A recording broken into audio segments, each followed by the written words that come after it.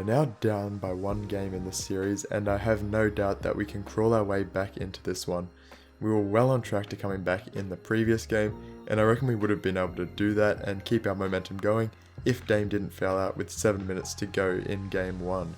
Now game 2 went a little bit differently. We had a bounce back game as the Bucks team struggled with turnovers across their entire team.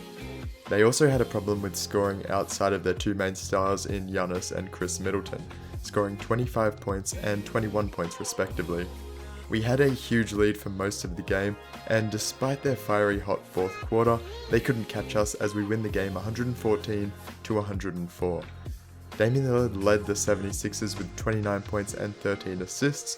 He didn't get into foul trouble either this game, and that was one of the main contributing factors to our eventual win.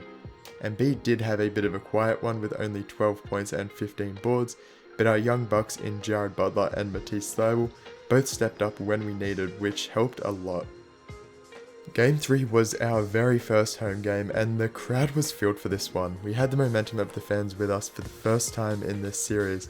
Sadly, that didn't stop Giannis as he went nuclear, scoring 46 points and pulling in 12 rebounds.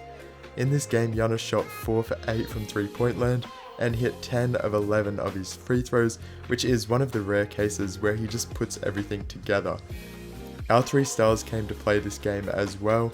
They all ended up scoring 20 plus points, but we were struck with the turnover bug ourselves, and the Bucks win this one with a final score of 125 to 114. Game 4 was one of those historic games you just couldn't believe. Damian Lillard had arguably the best game of his career as he put up 62 points on 82% from the field.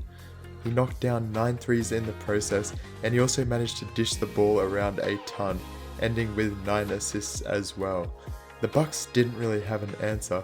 I mean, Jrue Holiday got in some pretty early foul trouble, and he could only play 27 minutes in this one. Giannis tried his best to keep his guys in the game with a 38-point triple-double. However, our all-round production led the final score to this game being an insane 153 to 138 as we tie the series at 2-2. Game 5 was possibly the closest game the series has had so far. Both teams went back and forth for the entire thing, and it wasn't until late in the fourth quarter when Tobias Harris was left wide open in back-to-back plays, hitting 2 3-pointers to give us a 6-point lead and eventually go on to win the game 124 to 117. The supporting cast of the Bucks continued to be their downfall as Mike Budenholzer failed to learn from his mistakes of past years and played an 11-man rotation while failing to give big minutes to Jrue, Chris, and Giannis. If you aren't keeping up, this gives us a 3-2 lead over the Milwaukee Bucks. And that means heading into Game 6, we have an opportunity to close out the series and send the Milwaukee Bucks home. In Game 6, we had a 3-point lead with 4 minutes to play in the game. Giannis hits 2 free throws and quickly turns it to a 1-point game. Dame quickly realizes that we need to jump into Dame time and makes his way into the paint, getting fouled and consequently draining both of his free throws. He continues his stellar efforts by stealing the ball from Jrue Holiday on a failed drive attempt and running the floor, which opens up perfectly for him, willing the ball in and getting fouled by Kent Bazemore in the process. Dame ends up missing the free throw, but Embiid extends out in front of Kanter and grabs it, sending it to Lillard, who centers himself on the court and throws it up for a vicious throwdown jam by Embiid, giving us a 7-point lead. Kent Bazemore does come back on the other end and gets an end one opportunity of his own, but our floor spacing gives Danny Green an open 3 on the other end, securing our 7-point lead. Giannis tries to close the gap by laying in the ball for a quick 2 points, but the story starts to center around Embiid's work on the offensive glass. He grabs a crucial miss off of one of Tobias Harris's shots and sends it to Dame in the left side corner, who, you guessed it, bangs home a trifecta. A few plays later, the Bucks fail to get anything serious going, and Tobias Harris gets a little too much airspace to hit the final dagger. Dame dribbles out the clock and we win Game 6 plus secure our entry into the second round with our 128 to 120 victory.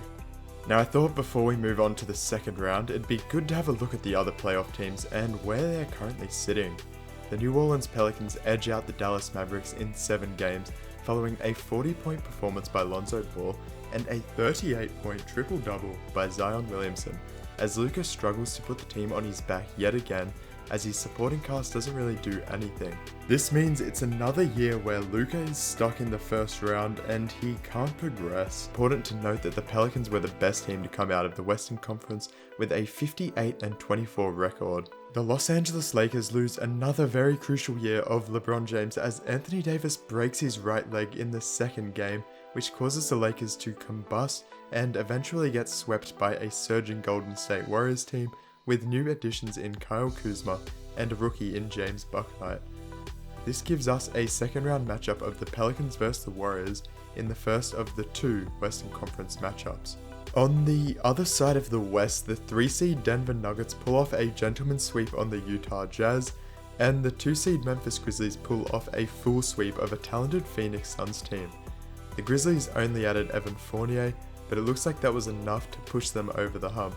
This gives us a fairly interesting second round matchup between two very young teams in the Memphis Grizzlies and the Denver Nuggets. Now on the East, we obviously beat the Milwaukee Bucks in 6 games, however the New York Knicks pull off a full sweep on the Atlanta Hawks, and that gives us a very tough second round matchup. Regardless, the Boston Celtics with their new free agent in Derrick Rose managed to beat the Heat in 6 games.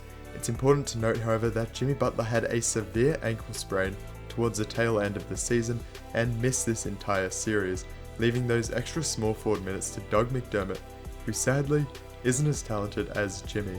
And the biggest surprise of all was the matchup between the Bulls and the Brooklyn Nets. The Nets got off to an amazing start, getting up to a 2-0 series lead, but then they just fell apart. I don't know whether they had some chemistry issues going on or just problems around their team in general, but they couldn't do anything and the Bulls took advantage, flying through the final 4 games in the series and propelling them into the second round against the Boston Celtics. And that puts us in a very interesting scenario. With the Nets out of the equation, it starts to make our path to the NBA Finals look a lot clearer. For now, our main goal is to just make it through the New York Knicks.